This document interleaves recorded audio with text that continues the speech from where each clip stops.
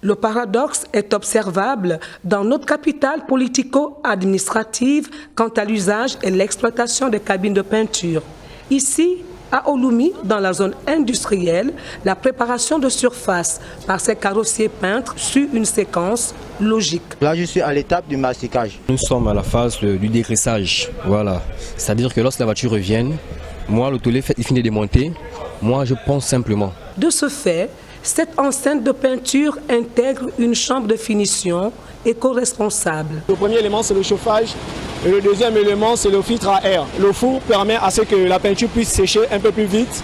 Et le filtre à air permet à ce que la poussière de la peinture ne reste pas dans la salle. Par contre, dans certaines ruelles du 3e arrondissement de Libreville, bon nombre d'artisans, depuis plusieurs années, utilisent des méthodes de peinture automobile par injection qui polluent l'air dans des cabines de peinture improvisées, mettant ainsi les populations autochtones en danger. L'expert remet en contexte. Si la technique n'est pas faite selon les normes, sur l'environnement, c'est une grande quantité de polluants que l'on va retrouver dans l'air. Donc on pourrait retrouver ces polluants-là dans les eaux environnantes. Pour ceux qui travaillent dans des endroits qui ne sont pas aux normes, ces personnes seront appelées à respirer ces polluants et avoir des problèmes respiratoires, parfois des problèmes de reproduction.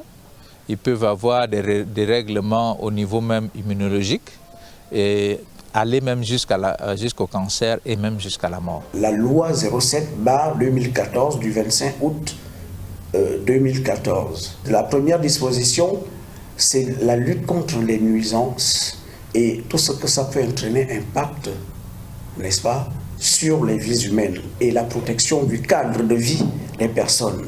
Et pour réaliser un type d'activité, l'administration prévoit ce qu'on appelle un plan de gestion environnementale. Au final, les peintres carrossiers qui préfèrent la voie de la transgression opèrent dans une zone grise à l'abri des sanctions.